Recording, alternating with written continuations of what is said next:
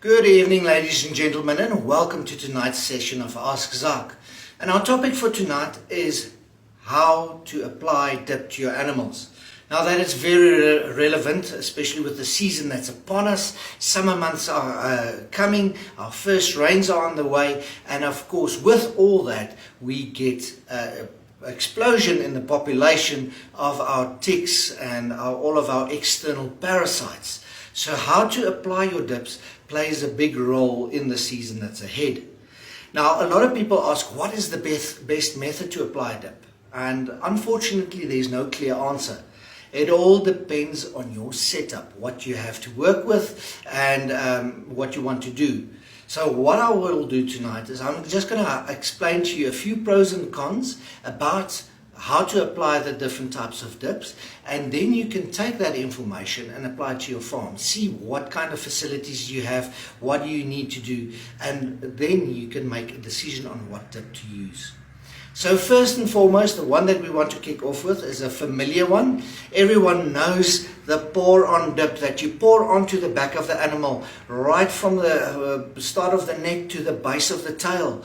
What is nice about that dip, that line that you apply to the back, it transfers over the whole animal. So you're not going to handle the animal a lot. It's a quick process. You just pour it onto the back and it's going to transfer itself all over the animal to ensure that you get coverage. The big challenge that you have there is you have to apply that dip according to body mass. If you apply it incorrectly, either too much or too little. If you put on too much, you're going to burn the animal and it's going to be very unpleasant and influence your production very negatively. And if you apply too little, then of course you are starting to create resistance within the parasite community on your farm, because there is everywhere, there's no farm that has no parasites, so you need to manage that. Now, a lot of farmers ask, but I can't afford a scale. A scale is too expensive. Now, there is an easier way to do it. And unfortunately, you're going to have to be able to handle your animals. But you get what we call a weight band. It looks like a measuring tape that you put around the chest of the animal, and you measure the circumference of the animal's chest. And when you look at it, it's going to give you an estimation of the animal's weight.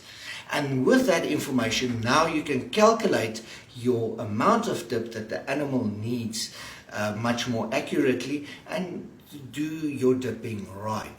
So that is very important when it comes to our dipping with a pour-on. So first and foremost, you don't have to handle the animal so much, but you need to know what your animals weigh. So know that before you apply your dip or go buy your first dip.